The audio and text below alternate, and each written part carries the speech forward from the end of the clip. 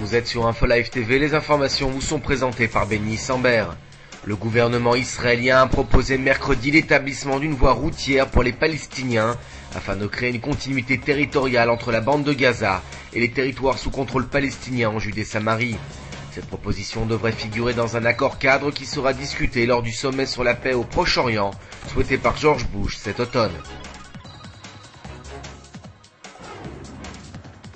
L'émissaire spécial de l'ONU au Proche-Orient, Michael Williams, a déclaré qu'Israël devrait laisser plus de liberté de mouvement aux Palestiniens de Judée-Samarie et permettre l'ouverture d'un plus grand nombre de points de passage dans la bande de Gaza.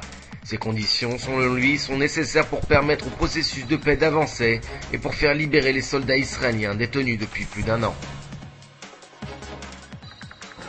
Si en Iran la priorité en matière d'armes est donnée au développement d'une force de frappe nucléaire, toujours est-il que Téhéran travaille également sur le développement d'autres armes et notamment sur une bombe intelligente de 900 kg. Le K7, qui signifie messager en perse, est une bombe guidée de près de 1000 kg qui, selon des organes de presse iraniens proches des autorités publiques, serait prête à l'utilisation. Et puis la communauté juive de la localité de Vilna en Lituanie s'insurge suite à l'intention des pouvoirs publics de bâtir des résidences sur l'ancien site du grand cimetière juif de Vilna. Pour les leaders de la communauté juive, il s'agit d'une volonté très claire des pouvoirs publics d'effacer la présence juive dans la ville. Un mot d'économie, les exportations du Merkava, le blindé israélien, atteindraient pour l'exercice 2008 les 400 millions de dollars. Il s'agit d'une augmentation de près de 13 points par rapport à l'exercice 2007. La technologie militaire israélienne a le vent en poupe ces dernières années à l'étranger.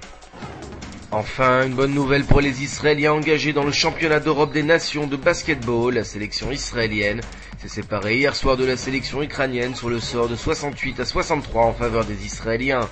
Israël se rapproche donc de la finale prévue à Madrid pour la fin du mois. Votre programme sur InfoLive TV, c'est un document exclusif sur la fermeture de l'unité de protection des transports publics à Jérusalem. Et puis retrouvez la rubrique de Firas Ramed portant sur le tabou du sexe dans le monde arabe.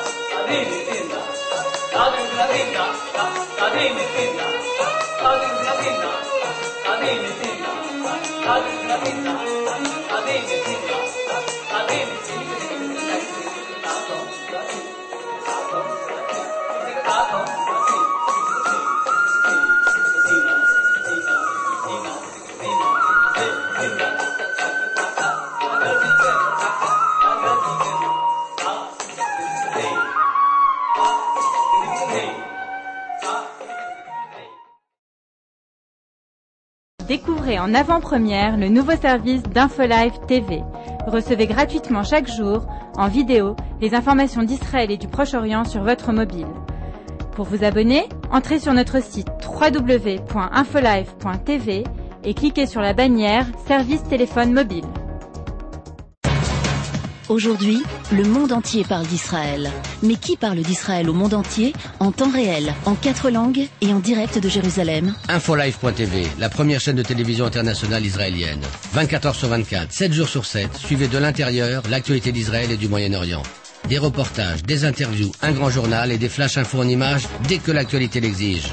InfoLive.tv, votre regard direct et vrai sur l'actualité d'Israël. Retrouvez InfoLive sur internet www.infolive.tv.